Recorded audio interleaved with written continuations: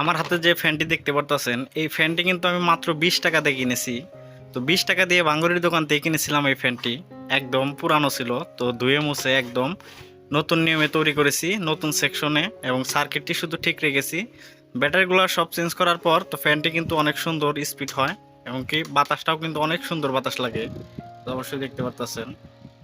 তো ফ্যানটা আমি কিভাবে নতুন করে তৈরি করলাম অবশ্যই সম্পূর্ণ ভিডিওটি দেখবেন, এবং চ্যানেলটিতে যারা এখনো সাবস্ক্রাইব করেন নাই অবশ্যই চ্যানেলটি সাবস্ক্রাইব করবেন, আর যারা অলরেডি সাবস্ক্রাইব করেছেন তাদেরকে অসংখ্য ধন্যবাদ।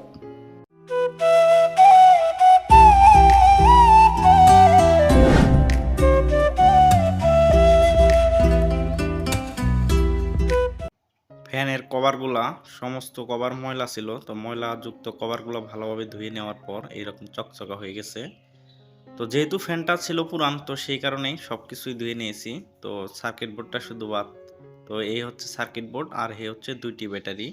তো ফ্যানের দুইটি ব্যাটারি নষ্ট হয়ে গেছে। তো এখানে শুধুমাত্র ব্যাটারিটি চেঞ্জ করলেই কিন্তু এই ফ্যানটি ঠিক হয়ে যাবে। তো সেই কারণে এখানে ব্যাটারিটি চেঞ্জ করব। তো সব কিছু ভালোভাবে ধোয়ার পর একদম চকচকা হয়ে গেছে, একদম নতুনের মতনই।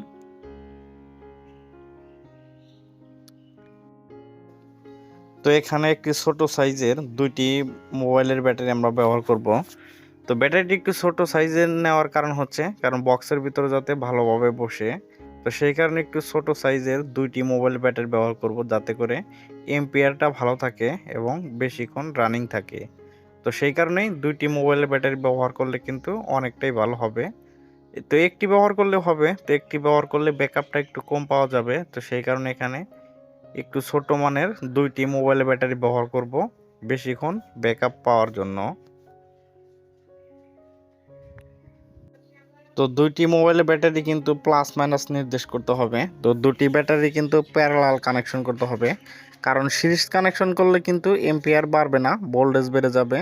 তো সেই কারণে প্যারালাল কানেকশন করতে হবে, যাতে করে এম্পিয়ারটা বেড়ে যায় এবং ভোল্টেজটি সেমই থাকে। তো সেই কারণে দুটি প্লাস মাইনাস একত্র করতে হবে, প্যারালাল কানেকশন। তো সেই কারণেই দুটি প্লাস মাইনাসই ভালোভাবে নির্দেশ করে নিতে হবে, যাতে করে কোনো ব্যাটারিরই কানেকশন উল্টা না হয়। তো সেই কারণেই আমি মিটার দিয়ে ভালোভাবে চেক করে নিতেছি। তো অবশ্যই একটু ভালোভাবে খেয়াল করবেন। দুটি ব্যাটারির প্লাস একত্র করব এবং দুটি ব্যাটারির মাইনাস একত্র করে ভালোভাবে সোল্ডারিং করে নিব, যাতে করে অনেক মজবুত হয়। এবং সোল্ডারিং ভালোভাবে করতে হবে, যাতে করে কোনো ব্যাটারিটির কানেকশন যাতে না ছুটে যায়। তো সেই কারণে একটু ভালোভাবে লাগিয়ে নিতে হবে, কোনো ব্যাটারি জানি লুজ কানেকশন না হয়। তো সেদিকেও কিন্তু খেয়াল রাখতে হবে।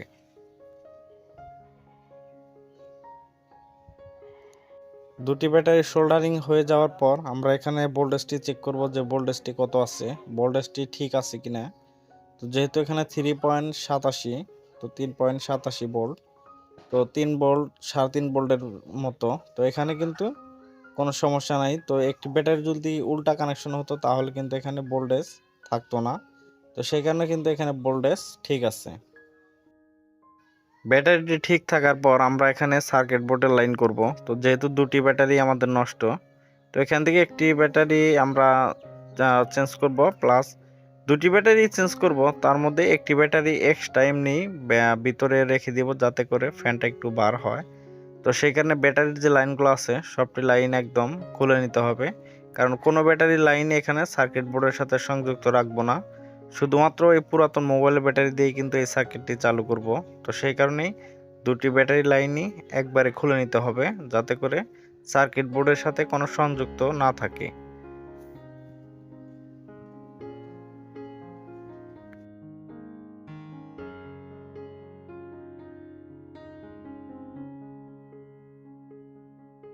সার্কিট বোর্ডটি ফ্যানের যে বডি আছে কভার, তো সেই কভার সাথে ভালোভাবে লাগিয়ে নিতে হবে।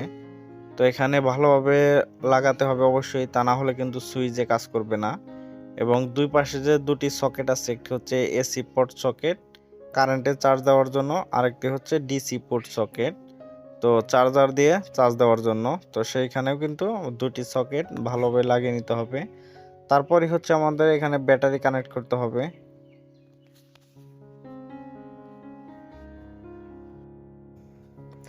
তো এখানে ব্যাটারিটি ভালোভাবে গ্লুকান আঠা দিয়ে লাগিয়ে নিব যাতে করে নাড়াচাড়া না করে।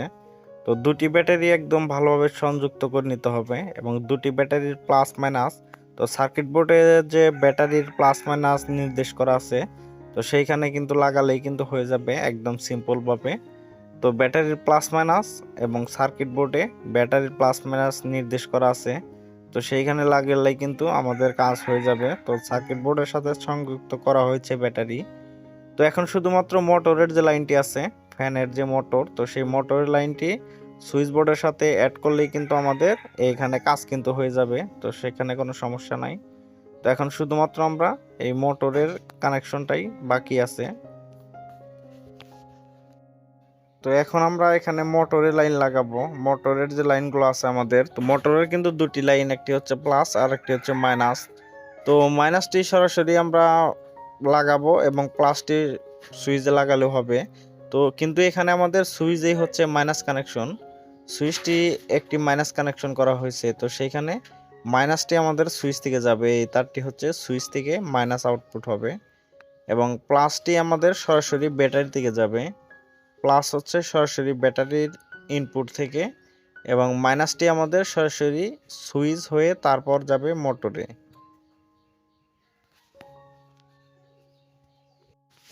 তো এই হচ্ছে ব্যাটারির প্লাস লাইনটি লাগানো হচ্ছে।